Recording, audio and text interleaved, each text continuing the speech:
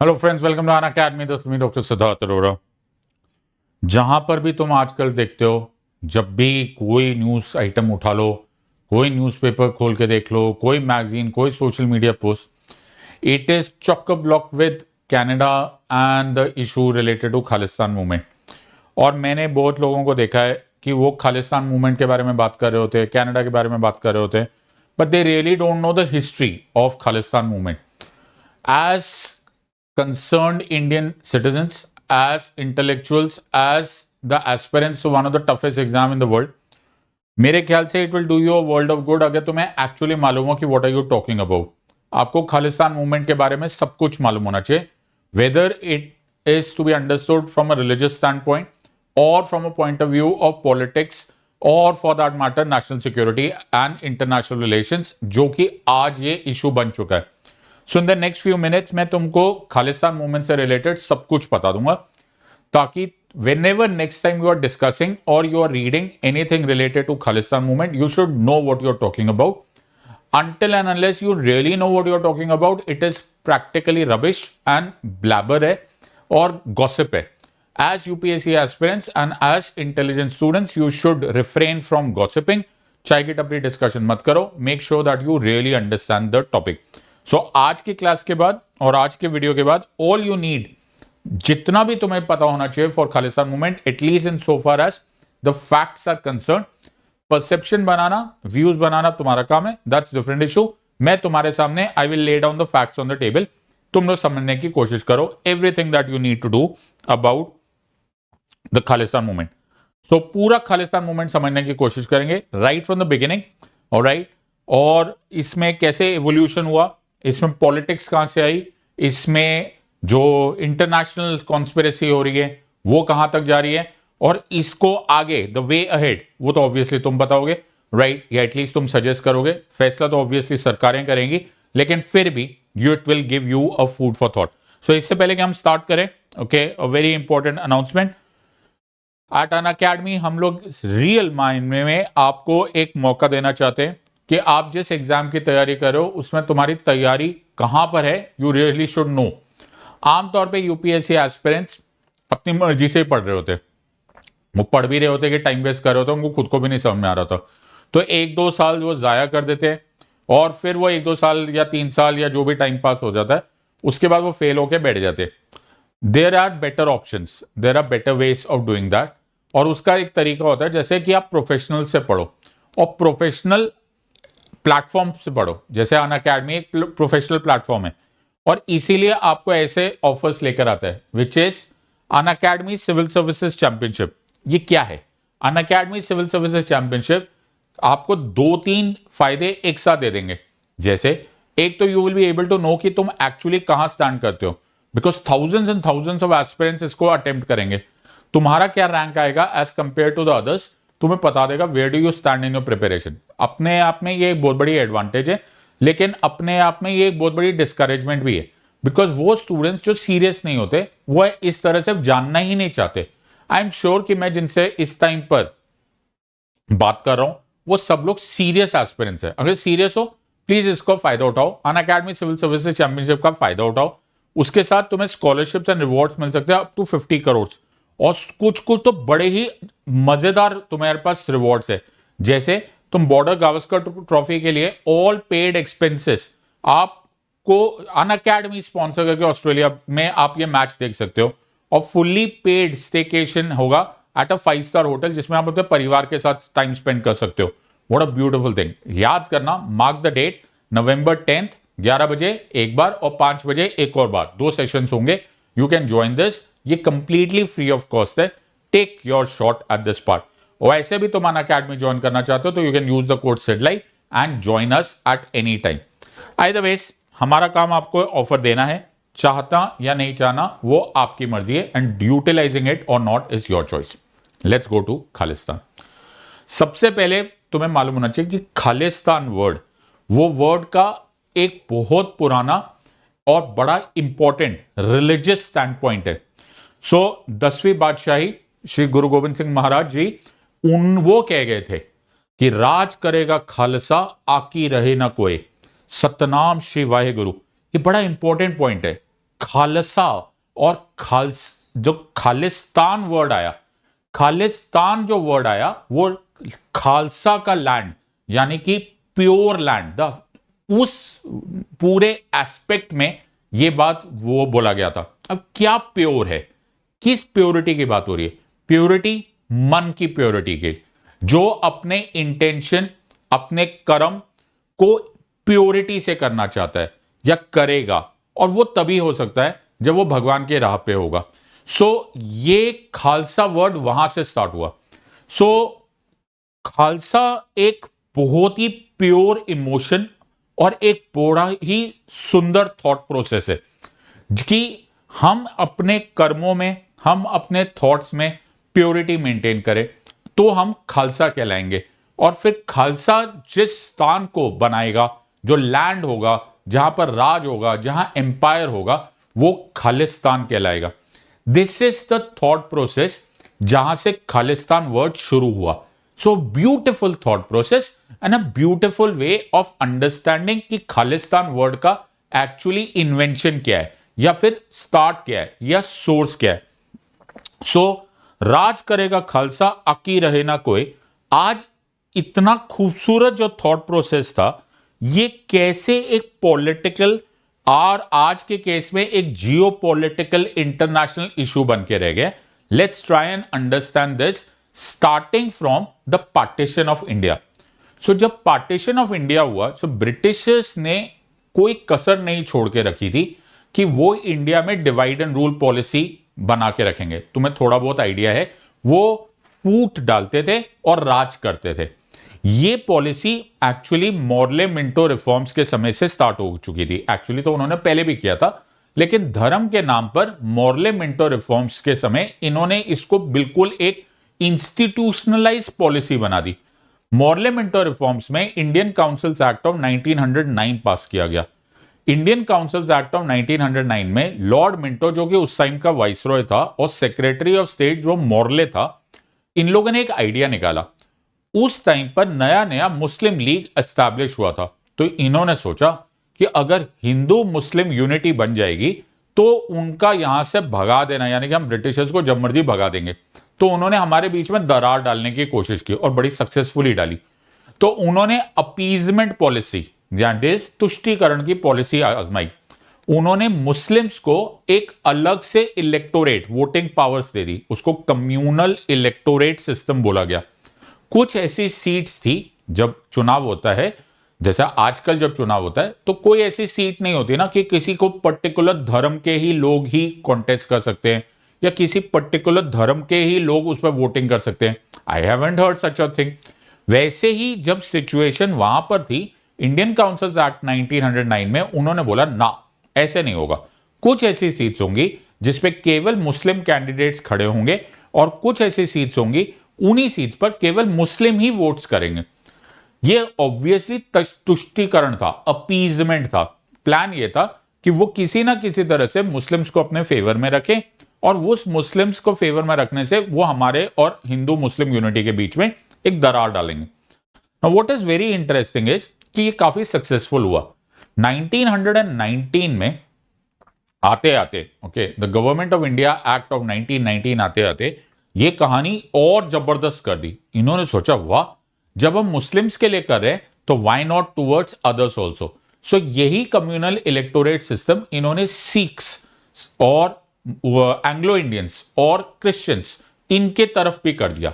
यानी कि एक वर्ड कि एक हिंदूज है और एक बाकी सब है, ये इन्होंने एक नैरेटिव क्रिएट कर दिया कि यार हिंदू डोमिनेशन से बच के रहो, राइट। और ये उन्होंने डिवाइड एंड रूल पॉलिसी किया, जबकि ऐसे में कोई सच नहीं था, लेकिन पॉलिटिक्स में, राजनीति में नैरेटिव क्रिएट किया जाता है, जो संदर्भ होता है उसको बना दिया जाता है। स्टोरी, साजिश की कहानी, कॉन्स्पिरेसीज, सब कुछ क्रिएट किया जाता है। Either ways, long story short, fast forward चलते 1947, 1947 में हम लोग आजाद हो रहे थे। उस टाइम तक जिन्ना ने इस बात को प्रैक्टिकली अब अपना एक ईगो पॉइंट और अपना पॉलिटिकल एजेंडा का सबसे इंपॉर्टेंट पार्ट बना दिया कि जी पाकिस्तान बनेगा, मुस्लिम डोमिनेटेड रीजन्स बनाए जाएंगे। तो west Punjab, east Bengal, north west frontier province, British Baluchistan, Sindh, Khairpur और सिलेट रीजन ऑफ असम को उसने बोला कि जी हमारा तो ये पाकिस्तान बनेगा, वेस्ट पाकिस्तान और ईस्ट पाकिस्तान। रीजन ये कौन कौन से, ये वो है जो कि मुस्लिम डोमिनेटेड रीजन है, यानी कि एक सेपरेट कंट्री बनाई जाएगी। बड़े राइट्स हुए, ओके, बड़े धमाके हुए, बड़े पॉलिटिकल ड्रामाज हुए, एंड फाइनली एक पाकिस्तान नाम का कंट्री बन गया। इस टाइम पर नैरेटिव क्या था, please try and understand this. Narrative create हो चुका था क्या, कि एक डोमिनेंट स्टेट है, एक डोमिनेंट पॉपुलेशन है जो कि हिंदूज है और बाकी सब माइनॉरिटीज है। तो इस स्टेज पर यह कहानी उठनी स्टार्ट हो गई थी, which most people have not understood. और ये कहते ना कि इतिहास के गर्द में ये छुप गई ये बात, कि उस टाइम पर यह भी भड़काया गया था, सिखों को भी भड़काया गया था कि तुम भी अपने लिए एक नया अलग से कंट्री बना लो। It is the loyalty and it is not even loyalty, यार हम एक ही हैं, इट इज एब्सोल्यूटली हम लोग एक ही हैं। We have never understood any other way of living life, but सिखों ने इसको कंप्लीटली डिनाई कर दिया। इस पर डिस्कशन हुआ, लेकिन द सिख कम्युनिटी ने कंप्लीटली बोल दिया हमें कहीं नहीं जाना, we will be very happy living in India with India. हमारे लिए हिंदू डोमिनेशन या फिर सिख डोमिनेशन नाम का कोई एस्पेक्ट है ही नहीं। ये यहां से कहानी शुरू हो गई थी, when the Sikhs absolutely said हमें नहीं चाहिए। इस टाइम पर पाकिस्तान बन गया, but India and Punjab and everyone else we were together happily living, and हमें कोई प्रॉब्लम ही नहीं थी। लेकिन मैं फिर यह बात बोल रहा हूं, राजनीति में एक बार नैरेटिव क्रिएट हो जाता है, एक बार जहर घोल दिया जाता है, so there are always vested interest जो इस बारे में बात उठाने लगते हैं। सो सून आफ्टर इंडिपेंडेंस एक मूवमेंट स्टार्ट हो गई, और वो मूवमेंट स्टार्ट हो गई सून आफ्टर इंडिपेंडेंस कि एक पंजाबी सूबा बने। So this was a movement which was called as Punjabi Suba. Suba as in the word is state, एक अलग रीजन बने, Punjabi Suba. So vested, as I said, ये स्टोरी स्टार्ट हो चुकी थी, नैरेटिव बन गया था। Nehru said no, okay, Pandit Jawaharlal Nehru said no, nothing doing, we are not having any Punjabi Suba whatsoever. Please remember, उस टाइम का पंजाब और आज के पंजाब में जमीन आसमान का फर्क है, at least in terms of map. Punjab में उस टाइम पर पंजाब भी था, हिमाचल प्रदेश भी था, हरियाणा भी था। So this was a far bigger state than what you are seeing right now on the map of India. So Punjabi सूबा, राइट, ये थॉट प्रोसेस आया कहां से? ये थॉट प्रोसेस वहां से आया है कि एक टाइम पर पंजाब और rather Sikh was an empire under Maharaja Ranjit Singh. It was an empire, and that empire के थॉट प्रोसेस को ही एक बिल्डअप किया गया इन टर्म्स ऑफ पॉलिटिक्स कि ये पंजाबी सूबा एक अलग से बनेगा। So there was a demand of this part, but Pandit Jawaharlal Nehru said no. So there are books after books and there is considerable scholarship written on the Punjabi Suba. So if you know Punjabi Suba, so 1951 to 1954 to 1956 to 1966, when finally Punjab was divided into three main parts. In fact, Punjab, Haryana अलग हो गए and Chandigarh was made into a union territory. इसको होते होते काफी समय लगा. So it was the Akali Dal, जो एक पॉलिटिकल ग्रुप है in Punjab, very active in Punjab, वो लोग रेस कर रहे थे कि ये पंजाबी सूबा मूवमेंट होना चाहिए। इन अदर वर्ड्स कि हमारा एक नया पंजाबी स्पीकिंग पंजाब। अब देखो, ये फिर एक और बात है कि पंजाबी स्पीकिंग और पंजाब का मतलब क्या हुआ। पंजाब के मामले में एक चीज बड़ा कॉमनली बोली जाती है कि यहां पर religion is equivalent to region. ये बड़ा इंपॉर्टेंट थॉट प्रोसेस है। इनफैक्ट बहुत सारे रीजन्स में अब ये बात बोली जा सकती है, लेकिन religion is equivalent to region, it's akin to region. तो Punjabi language, Punjabi culture, Punjabi history, everything gets associated with that region. So although state reorganisation commission, अगर तुम्हें याद है तो 1956 में बहुत सारे लोगों को गलतफहमी है कि स्टेट रीऑर्गेनाइजेशन कमीशन, जो फजल अली कमीशन बना था अंडर जस्टिस फजल अली, उन्होंने लिंग्विस्टिक डिवीजन कर दिया था, लैंग्वेज के बेसिस पे स्टेट्स को डिवाइड कर दिया था। तुम्हें मालूम होगा आंध्रा स्टेट पहला बना था जो तेलुगु स्पीकिंग स्टेट बना था। लेकिन what is very important is कि ओनली लैंग्वेज पे नहीं बनाया गया था। मैं कीवर्ड ध्यान रखो, ओनली लैंग्वेज के बेसिस पे सारे स्टेट्स को डिवाइड नहीं किया गया था। What does that mean?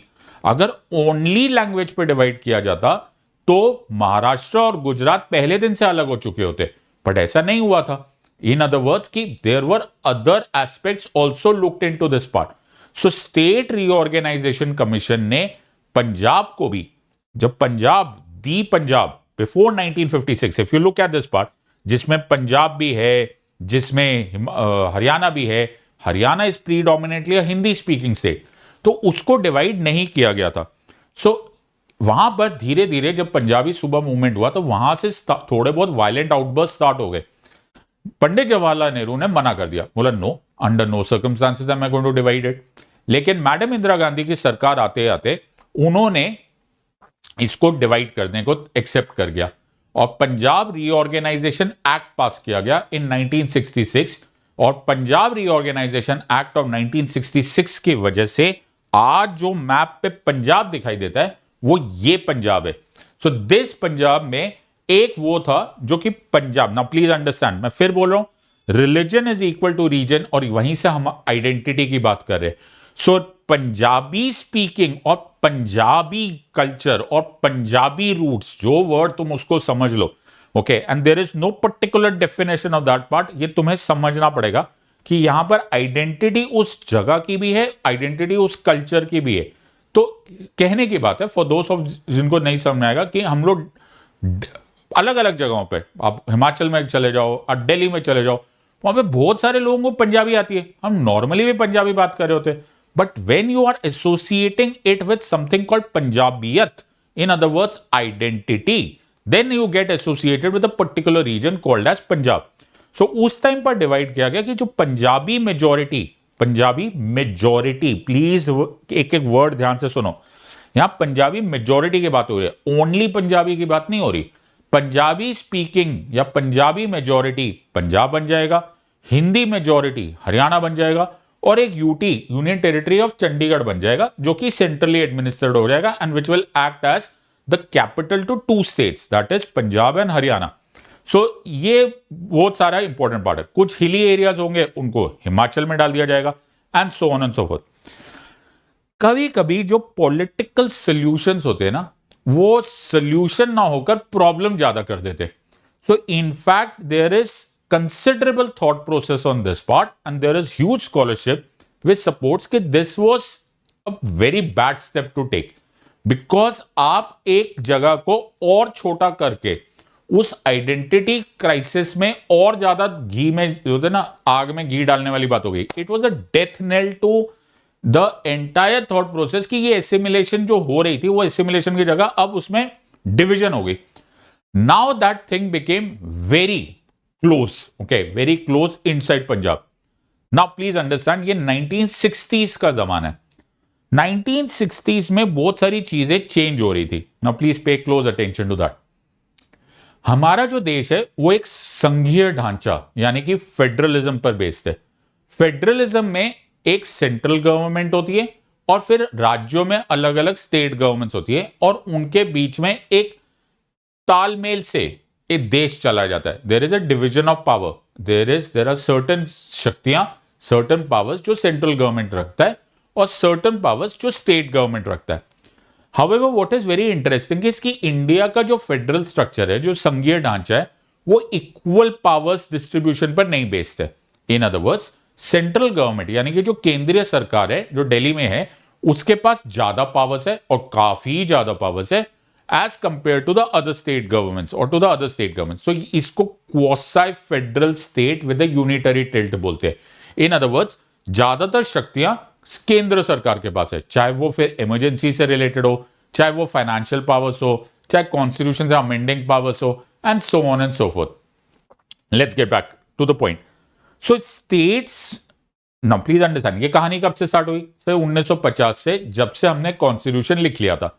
लेकिन धीरे धीरे स्टेट्स के अंदर कुछ ना कुछ तरह की रिजेंटमेंट जरूर आ रही होगी कि यार मजा नहीं आ रहा, बराबर की इक्विवेलेंट डिवीजन ऑफ पावर तो है नहीं.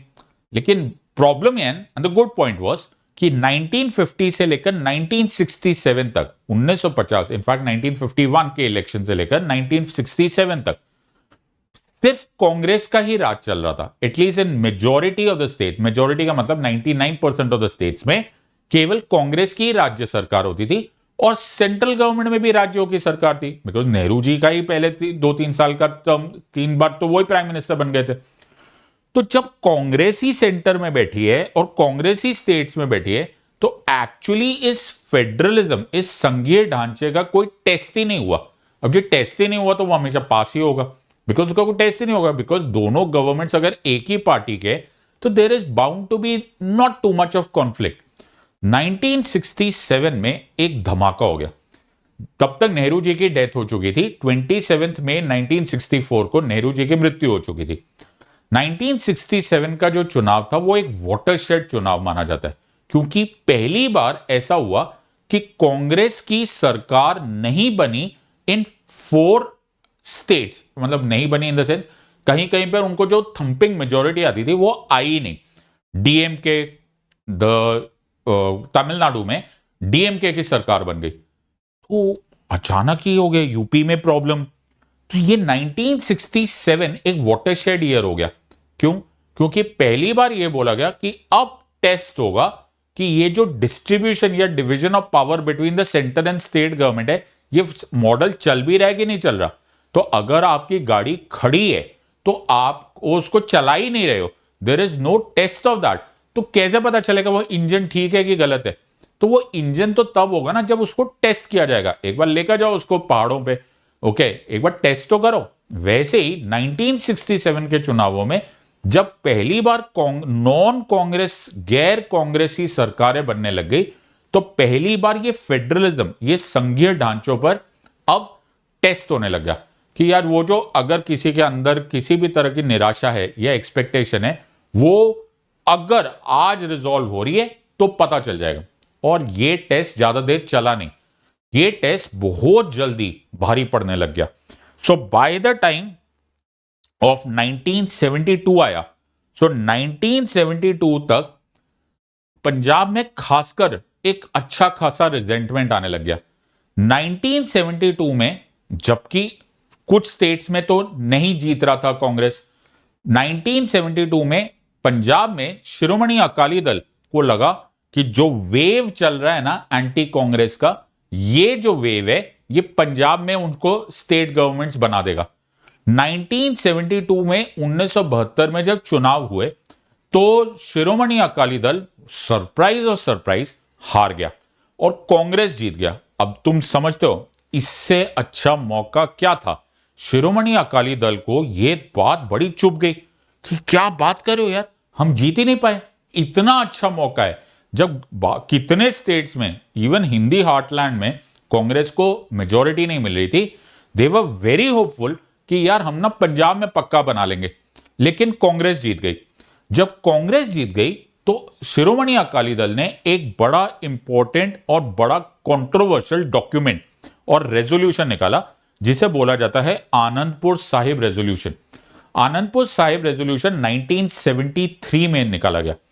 आनंदपुर साहिब सिख हिस्ट्री का एक बड़ा इंपॉर्टेंट पार्ट है और आनंदपुर साहिब में उन्होंने जो रेजोल्यूशन निकाला वो बड़ा ही कंट्रोवर्शियल एंड शायद the roots of the present Khalistan movement और the whatever the repercussions are happening was related to Anandpur Sahib resolution. सबसे पहले उन्होंने बोला कि अब सिखों के लिए एक ऑटोनॉमस रीजन बनाया जाए, यानी कि एक सेपरेट स्थान बनाया जाए।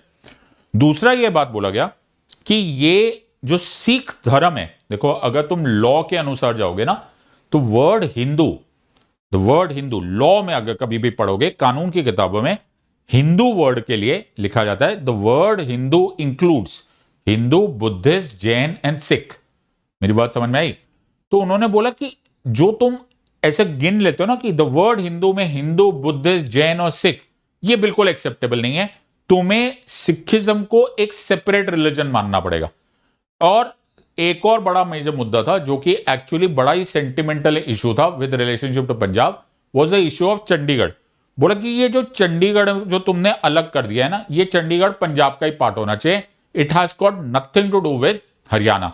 तो ये एक और पार्ट था। मैंने तुम्हें तभी बोला था ये जो पंजाब रीऑर्गेनाइजेशन एक्ट पास किया गया जिसमें इस तरह का डिवीजन कर दिया गया, वो सोल्यूशन से ज्यादा प्रॉब्लमैटिक होने वाला था, और हो गया। और एक और बात बोली गई कि ये जो तुमने फेडरल स्ट्रक्चर बनाया हुआ है ना, जिसमें तुमने स्टेट गवर्नमेंट्स को इतनी कम पावर दी हुई है, भाई ये हमको बिल्कुल एक्सेप्टेड नहीं है, हमको और ऑटोनॉमी चाहिए, हमको और पावर चाहिए।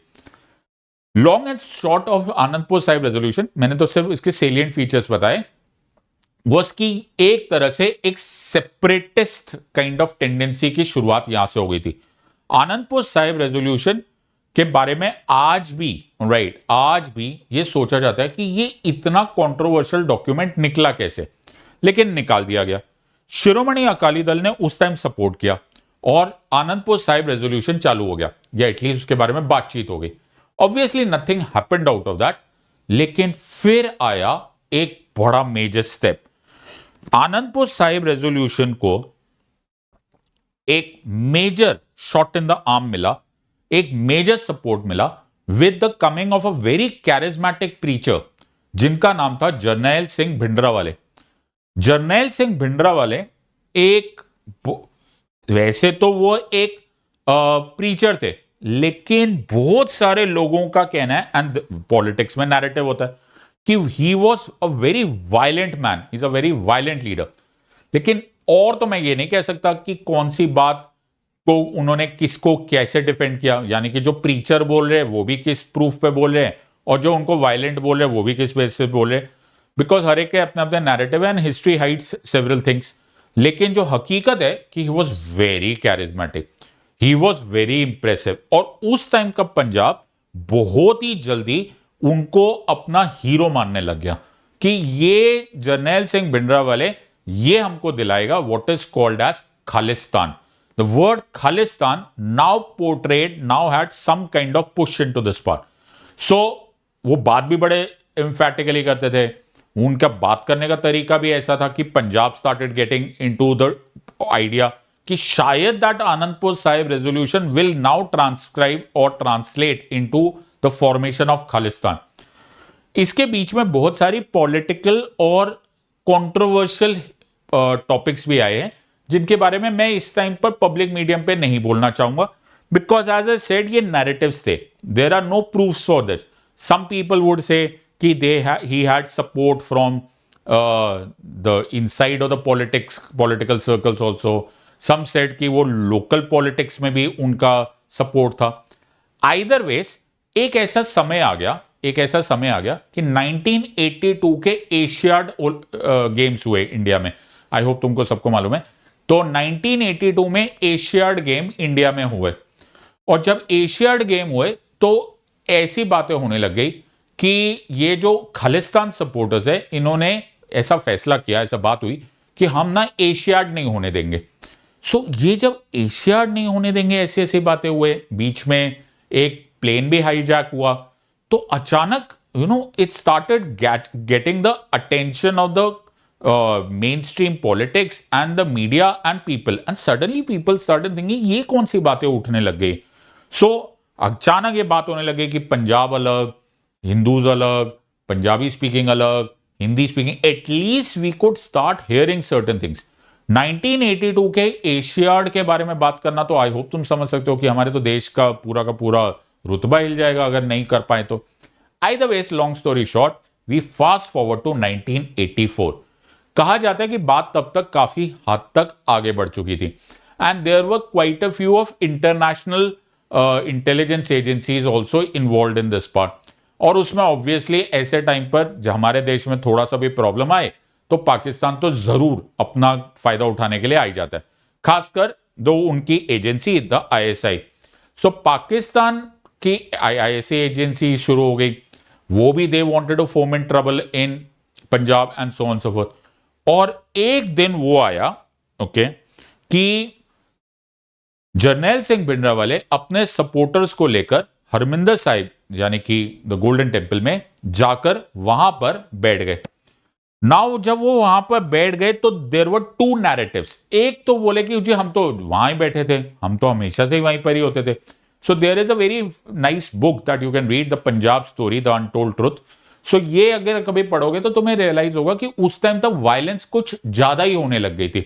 ओके और उस टाइम पर ऐसा नैरेटिव आया और रादर फिर से मैं नैरेटिव ही बोलूं, बिकॉज उस टाइम तक स्टेट ने एक पॉइंट ये बात बोला, तो मैंने देखो यहां पे नैरेटिव ही वर्ड यूज किया, because as I said many of these things are hidden, कि ये जो जो हरमिंदर साहिब में, जो गोल्डन टेम्पल में, स्वर्ण मंदिर में जो बैठ गए हैं ना, ये प्रीचर्स नहीं है, ये जो है ये मिलिटेंट्स है, और अगर इनको इसी टाइम नहीं रोका गया, so there is a very high chance कि एक इंटरनल म्यूटिनी हो जाएगी और पाकिस्तान फोमेंट करेगा, और पाकिस्तान ने कहीं सपोर्ट कर दिया।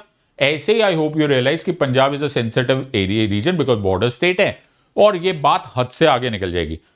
Now in June of 1984, Madam Indira Gandhi, the then Prime Minister, she takes the most, एक मिनट रुक जाओ, कैपिटल में, the most controversial and I think till infinity, till ad nauseum इस पर डिस्कस, ad infinitum इस पर discussion होगा, amongst the most controversial order she gave, and that was कि उन्होंने मिलिट्री को ऑर्डर कर दिया कि स्वर्ण मंदिर पर अटैक कर दो। In other words, it was a complete attack, it was a siege, it was not a commando operation only, it was not an isolated operation only, it was a complete military operation. और उस time पर जो वहां पर बैठे हुए थे, जो हरमिंदर साहिब में थे, वो भी कुछ एक दो डजन में नहीं थे, they were also into hundreds, so they were also into hundreds, and this was a complete big machine guns and big tanks and whatnot was used, and you can google about it and so on and so forth. Now please understand that Swarna Mandir or the Golden Temple or Harminder Sahib Gurdwara is of the holiest, the most precious place for Sikhism. सो उस time पर ये जो operation blue star हुआ और उसके बाद black thunder हुआ, the clean up operation, उसमें ऑब्वियसली भिंडरा वाले मारे गए, उसमें बहुत सारे भिंडरा वाले के साथ जो प्रीचर्स थे वो भी मारे गए, बहुत सारे लोग, and there could be hundreds of stories, because उस टाइम पे मीडिया इतना एक्टिव भी नहीं था, so we really don't know, जो भी हमने पढ़ा है वो हम लोगों ने सारा का सारा न्यूज़पेपर में से पढ़ा हुआ। एंड मैडम इंदिरा गांधी ने इसको जस्टिफाई किया कि नेशनल सिक्योरिटी के लिए तो there is nothing to be hidden on this part, so उन्होंने we said no stone unturned, fire and rescue this place. Now उसमें काफी सारी कैजुअलिटीज हुई, ओके, हरमिंदर साहिब का गुरुद्वारे को बहुत ज्यादा डैमेज हुआ, you can see that in the photograph, okay, so this is the one without damage and this is the photograph with damage, you can see this part. So operation blue star बहुत controversial decision था। अब मैं फिर यही बात बोल रहा हूं, उस टाइम के हालात कुछ और होंगे, या फिर द गवर्नमेंट ने हाँ बोला, सही बोला, गलत बोला, ये सब उस टाइम के पर्सपेक्टिव है। We are not in a position and we are not going to decide upon, or we are not going to be sitting on the judges table to decide what is right and wrong, but whatever happened should have never happened, in the sense कि अगर वो शुरुआत कहां से हुई तो भी वो गलत है, और अगर वो शुरुआत हो गई थी तो जब अटैक हुआ तो भी गलत है। either ways, the long story short, it should have never happened. Finally it happened. Operation blue star, operation black thunder के बाद, right, this was in June of 84, अभी 5 ही महीने गुजरे थे।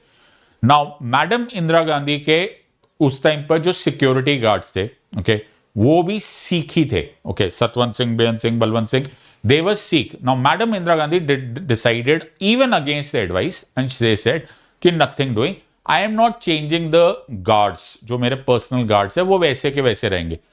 लेकिन the religious sentiments were very high by that time, और religious sentiments had become very high at that time. On 31 October of 1984 को सुबह जो मैडम इंदिरा गांधी अपने ऑफिस में जा रही थी, उनके रेजिडेंस से कनेक्टेड था उनका ऑफिस, तो she was shot bye her security guards, the personal body guards, जो सतवंत सिंह, बेअंत सिंह और बलवंत सिंह थे।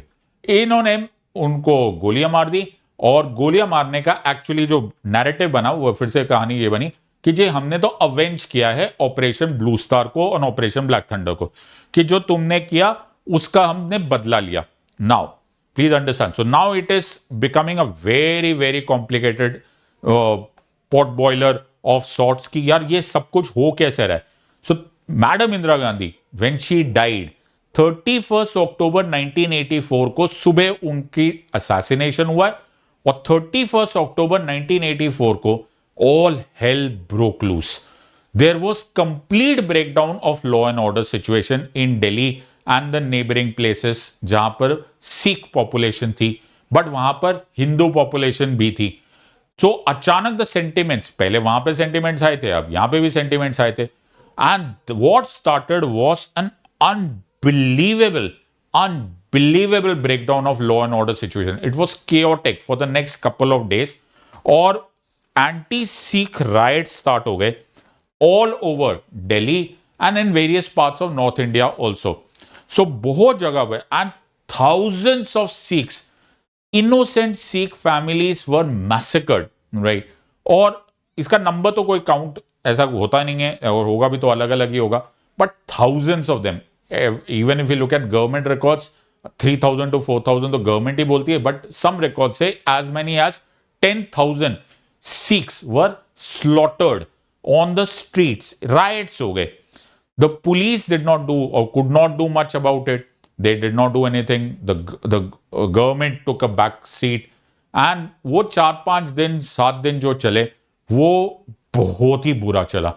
So उस time, now do you understand what is happening? अगर मैं इस टाइम पर एक पॉज लेकर बैकग्राउंड में जाने लग जाऊं, तो start with Anandpur Sahib resolution, start with Bhindranwale coming into the picture, start with or continue with subsequent the Operation Blue Star, the Operation Black Thunder, assassination of Madam Indira Gandhi, and followed by this anti-Sikh riots. I hope you realize इस time पर मामला बहुत ही ज्यादा संगीन हो गया. Punjab went into the darkest decade of its history. Punjab में militancy का जोन हो गया. खालिस्तान के नाम पर एक मिलिटेंट मूवमेंट स्टार्ट हो गई. Khalistan commando force, Babbar Khalsa force, Khalistan international, and you know don't know क्या एंड व्हाटएवर, एक ग्रुप्स के बाद ग्रुप्स शुरू होने लग गए. एंड स्टार्टेड, पंजाब में स्टार्टेड कि वो पहले जो नॉन पंजाब यानी नॉन सिख्स है उनको खिलाफ मिलिटेंसी स्टार्ट होने लग गई. Now that was another bad episode, and that was such a bad episode कि वो it went for years. I think it went for it about a decade on this part. लेकिन उससे पहले 23 जून 1985 को एक एयर इंडिया फ्लाइट 182, जिसको Kanishka air flight बोलते थे, वो मॉन्ट्रियल यानी कि कनाडा से आ रहा था. और वो आयरलैंड के ऊपर वाले आयरलैंड के ऊपर के एयर स्पेस में, वहां पर खालिस्तान से रिलेटेड टेररिस्ट ने उसको इन एयर ब्लास्ट कर दिया. नाउ डू यू रियलाइज कि इसमें कनाडा के बहुत सारे सिटीजन्स थे, ओके, बट मिलिटेंसी और terrorism had risen to that level कि अब एक इंटरनेशनल फ्लाइट ब्लास्ट होने लग गई. Do you realise? And the Khalistanis had now come and announce themselves that they mean real serious business over here and they are not going to be stopping over this. This was amongst the worst attack. 10 अगस्त 1986 को और ज्यादा खतरनाक step हुआ. जो general वैद्य वो थे जिन्होंने लीड किया था ऑपरेशन ब्लू स्टार को. ऑपरेशन ब्लू स्टार जो स्वर्ण मंदिर यानी कि हरमिंदर साहिब के वहां पर जब मूवमेंट किया था, जब मिलिट्री ऑपरेशन था, उनको जिन्होंने लीड किया था वो फॉर्मर आर्मी चीफ जनरल थे एएस वैद्य. नाउ इन 1986 उनको और उनकी फैमिली पर अटैक किया गया again by militants, in which we lost general Vaidya. Now do you realise things are going bad to worse. Now इस टाइम तक सिचुएशन बहुत ज्यादा खराब हो चुकी थी, and this is despite the fact कि राजीव लौंगेवाल अकॉर्ड हो चुका था 1985 में, जिन्होंने ये बात बोल दी थी. राजीव गांधी उस टाइम तक इस मामले में बोलने को तैयार हो गए थे संत लौंगेवाल के साथ. उन्होंने अकॉर्ड कर लिया था कि आपकी जो डिमांड्स है, जो आपने आनंदपुर साहिब रेजोल्यूशन में बोली है, उसका आंसर या उसका रेजोल्यूशन मिलिटेंसी नहीं है. Let us try and resolve it. एक ट्रिब्यूनल सेट करते हैं. Let us try and understand Sutlej water distribution, वो एक इंपॉर्टेंट पॉइंट था. रिवर डिस्प्यूट जो उसमें था, चंडीगढ़ का इशू, जो भी तुम मांग रहे हो, we can talk about this part, but to no avail. तब तक terrorism had really risen, and that was such a dark period. और इसके बारे में आपने मूवीज अपॉन मूवीज देखे होंगे. इसमें केपीएस गिल, जो उस टाइम पर पंजाब पुलिस के हेड थे, उनका रोल, किस तरह से मिलिटेंसी को सप्रेस किया गया, there was violence upon violence. It was not a simple solution, an eye for an eye kind of stuff happening. And Pakistan ki involvement, ISI ki involvement, big people coming inside.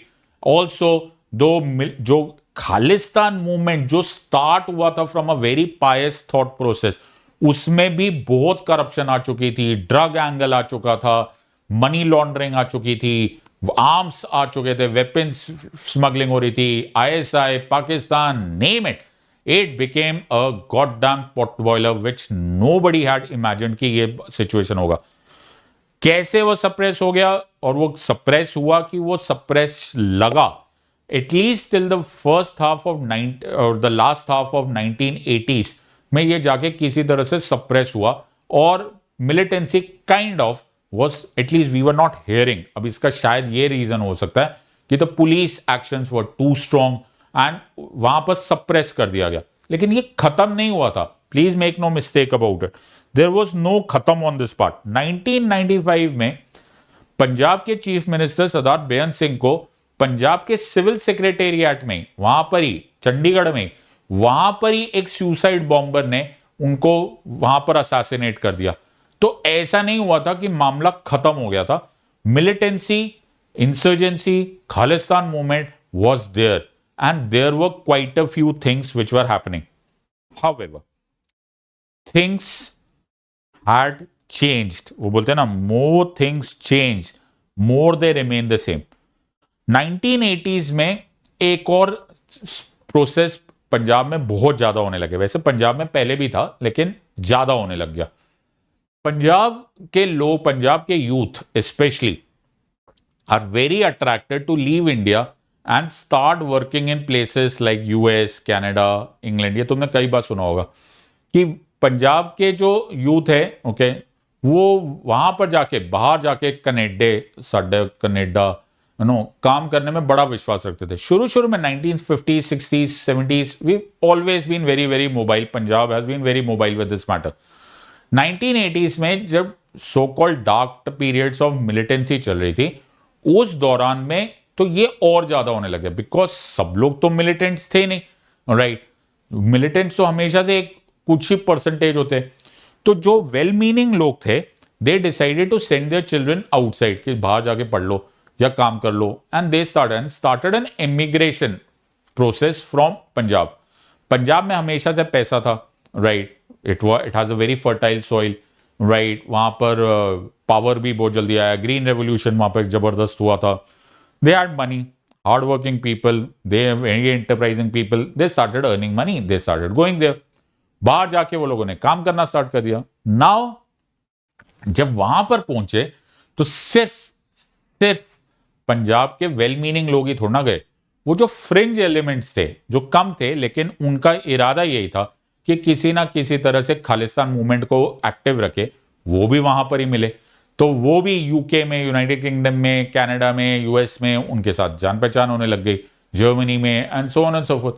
ना वहां पर जब वहां पर हुए तो उन्होंने सोचा कि हम लोग पंजाब में पर से तो नहीं कर पा रहे, लेकिन let us start supporting the Khalistan movement from outside. So they started supporting. So Khalistan international जाने लग गया.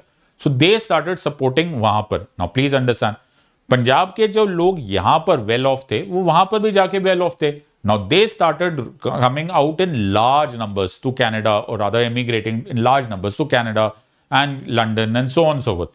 वहां पर धीरे धीरे जाके they became a substantial population, both in terms of number as well as support or the contribution to the economy of the place and so on and so forth. Government वहां पर देखने लग जाती है. Now please understand, anti India sentiments पूरी दुनिया में ही होंगे, क्योंकि हर कंट्री ऐसे ही चाहेगी कि यार दूसरी कंट्री को किसी ना किसी तरह से हरा दिया जाए. और खासकर जब पाकिस्तान जैसा दुश्मन हमारे पास परमानेंट 24/7 दुश्मन तो है ही हमारा. सो ये जो फ्रिंज एलिमेंट्स थे, इनको सपोर्ट मिलने लग गया इंटेलिजेंस एजेंसी से, स्पेशली लाइक आईएसआई. और ये वहां पर जाकर इनको भड़काने लग गया कि तुम सपोर्ट करो. और वहां पर एक नया टाइप का so called new Khalistan movement start हो गया. और उसमें एक बड़ा मेजर कंट्रीब्यूशन निकाला वो सोशल मीडिया, राइट. तो सोशल मीडिया जो वहां के डायस्पोरा को एक्टिव होने लग गया, और वहां पर Sikhs for justice, Khalistan liberation force, Khalistan international, ये सब चीजें मिस वहां पर इंफॉर्मेशन स्प्रेड करने लगे। जो नया यूथ है, जो नए लोग हैं, वो सारे के सारे सोशल मीडिया से इन्फ्लुएंस हो रहे। So they started raising awareness और सो कॉल्ड मिस इन्फॉर्मेशन और mis awareness, whatever the word be, amongst the youth, कि यार ये भी अभी मौका है कि अभी खालिस्तान की बात खत्म नहीं हुई है, we will go for a resurgence of the entire movement and so on so forth. इसीलिए वो मूवमेंट यहां पर ना भी एक्टिव हो, लेकिन if you look eight places like Canada and United kingdom etcetera, वहां पर तुमको ये चीजें दोबारा उठनी बड़ी स्टार्ट हो गई। Various musicians, various stars so to say of the Punjab region, जो वहां पर जहां पर इन एरियाज में जहां पर ये फ्रिंज एलिमेंट्स फंक्शन करते, वहां पर वो बड़े पॉपुलर होने लग गए। उनका म्यूजिक अगर तुम सुनोगे तो तुम्हें उसमें बहुत ज्यादा वायलेंस की बात दिखाई देगी, ड्रग्स की बात दिखाई देगी, एग्रेशन की बात दिखाई देगी, और बड़ी एंटी नेशनल थॉट प्रोसेसेस दिखाई देने लग जाएगा। और उसी वजह से खालिस्तान मूवमेंट वहां पर बड़े ज्यादा प्रमोट होने लगे। और फिर से वो शुरू हो गया, विच आई स्टार्टेड सेइंग, कि religion becomes region and region becomes identity. So एक पूरी आइडेंटिटी अवेयरनेस स्टार्ट होने लग गई इन द वेस्टर्न रीजन, कि यार हमको खालिस्तान चाहिए, Khalistan is still that point जहां पर हमको चाहिए, हमें अभी भी अवेंज करना है what has happened in 84 and so on and so forth. So वहां के जो गवर्नमेंट्स है, they are not doing anything about it. They think कि यार this comes under their freedom of speech and expression, हम ऐसे कैसे करेंगे, but which is absolutely a wrong thought process, because जो हो रहा है that is an attack on the sovereignty of a country. हमारे सॉवरेनिटी पर जो अटैक होगा वही तुम्हारे साथ भी हो सकता है। International relations is based upon a mutual forbearance. हम लोग एक दूसरे को टॉलरेट करते हैं और एक दूसरे को अप्रिशिएट करते हैं। We don't want unnecessary kind of controversy on the lands of each other. Intelligence agencies, खासकर आईएसआई, ये ऐसी जगह का फायदा जरूर उठाता है, तुम्हें समझ में आ रहा होगा।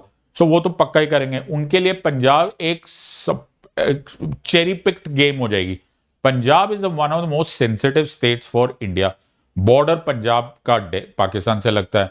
सच a strong country, such a strong state in the sense कि Punjabis, they contribute so much to the armed forces, to the economy, to the entire structure. 2% के आसपास पॉपुलेशन है, but a very very strong, proud and contributing part of the country. Pakistan क्यों नहीं चाहेगा कि यहां पे दरार पड़ जाए? पाकिस्तान क्यों नहीं चाहेगा कि यहां पे सेपरेटिज्म आ जाए? पाकिस्तान क्यों नहीं चाहेगा कि यहां पर कुछ ना कुछ प्रॉब्लम फोमेंट होते जाए? So they will try and radicalise the Punjabi youth. So the point यहां पर यह कि आईएसआई भी इसी तरह से हेल्प कर रही है ना। बहुत सारी चीजें तो इतनी ऑब्वियस है, तुम उसको थोड़ा सा भी रीड करोगे तो तुम्हें समझ में आ जाएगा कि there is a Pakistan angle और there is an intelligence agency angle to all of this part. And आजकल एक नया ही आ गया, okay, the new kid on the block. I don't even want to talk about him. He really does not understand what is he doing. Canada, which was supposed to be one of the most peaceful और peace loving country in the world, वो country में आज Khalistan movement के बारे में इतनी ज्यादा बातें हो रही है, इतना ज्यादा फोमेंट किया जा रहा है। वेरी रिसेंटली वी नोटिस कि there is a attack on Hindu temples, which is certainly something that we had not expected from Canada ever, right? But the present government, this Mr. Justin Trudeau, he really does not understand what is he doing. So he is opening the Pandora's box, because एक बार एक state दूसरे state के खिलाफ होने वाले किसी भी तरह के अटैक को अलाउ कर देगा, तो डू यू रियलाइज कि it can be a Pandora's box for everyone and anyone. फिर तो हर स्टेट अपने लैंड को, अपने टेरिटरी को अलाउ कर देगा कि वो दूसरे टेरिटरी के, दूसरे कंट्री के खिलाफ उसके सॉवरेनिटी पर अटैक करने वाली ऑर्गेनाइजेशन को जगह दे दे। So how is it different from Pakistan? Okay, Pakistan भी तो अपने लैंड को यूज करवा रहा है in the name of terrorism and insurgency, जो कि कश्मीर में प्रॉब्लम फोमेंट कर रहा है। तो कुछ कुछ तो कनाडा भी तो वही कर रहा है। They are also allowing separatist movements to be talking about India, but they don't want to do anything about it. अब ना इसमें बहुत सारे रीजंस, इंटेलिजेंस एजेंसीज के, बहुत सारे रीजन इनके अपने वोट बैंक पॉलिटिक्स के। Either way, long story short, कि Khalistan movement is on the rise and the point here is कि जब भी ऐसी कोई मूवमेंट होती है, so we have to understand and we have to go back in history. Now बहुत सारी गलत हुई ये चीजें, there is no ifs and buts about it, there is no ifs and buts about it. Yes, you have to agree to this part. लेकिन उनका correction उस तरह से नहीं होगा कि आप एक गलत को ठीक करने के लिए एक और गलत करो। The point here is that you have to solve this problem. Finally, this country belongs to all of us and this is our own country. So we have to solve this. But yes, there are problems. ये बड़ा important है and हम इसको ignore नहीं कर सकते. वो कहते हैं ना कि संभल जाओ है देश वालों की मुसीबत आने वाली है, तुम्हारी बर्बादियों के मशवरे हैं आसमानों में. ये बड़ा इंपॉर्टेंट पॉइंट है. दुश्मन हमारे खड़े हुए और हमें इस प्रॉब्लम को सॉल्व करना है. Now there can not be any easy solutions to this and I want you as educated, learned, concerned Indian citizens to think about it कि क्या सोल्यूशन होगा, राइट, और क्या सोल्यूशन हो सकता है. बिकॉज प्रॉब्लम टॉक करना एक बात होती है, बट जब आप प्रॉब्लम को सॉल्व करने की कोशिश करते हो तो तुम्हारा ब्रेन एक अलग दिशा में जाएगा. I am expecting some very intelligent comments from all of you. मैं चाहता हूं कि तुम कमेंट करो और प्लीज चाय की टपरी टाइप के कमेंट्स मत करना. I am expecting very intelligent comments, right. So मैं एक्सपेक्ट कर रहा हूं क्योंकि मैं उम्मीद कर रहा हूं कि मैं जिनको पढ़ा रहा हूं या जिनके लिए मैंने वीडियो बनाया वो इंटेलिजेंट लोग हैं, एजुकेटेड लोग हैं and they want some kind of direction for this country. शायद फ्यूचर में तुम डिसीजन मेकर्स भी बन जाओ. So what are your views? डालो कमेंट सेक्शन में. मैं देखना चाहता हूं कि तुम्हारे पास दिमाग में क्या आइडिया आ रहा है. Because this is not an easy problem, because this quite a bit of water under the bridge. So हमको देखना पड़ेगा कि कहां से प्रॉब्लम स्टार्ट हुई थी, क्या स्टार्ट था, क्या बीच में था, आगाज क्या था, लेकिन अंजाम हमें ठीक रखना है. तो अंजाम हमें ठीक रखने के लिए we have to solve certain problems. So this problem को कैसे सॉल्व किया जा सकता है? What is the immediate, short term, long term solutions to this problem? I'll be waiting for you views. मैं चाहता हूं कि तुम इसमें views रखो and think about it politically and think about it diplomatically. So मैंने तुम्हें पूरा solution, पूरा thought process बता दिया from the religious standpoint of view to political to geopolitical and international. I hope you have enjoyed this video. अगर तुमने enjoy किया है तो मैं चाहूंगा कि तुम comments में जरूर डालना, right? So I hope you have enjoyed this. In the words of Unacademy, let's crack it. Until next time, God bless. Thank you and Jai Hind.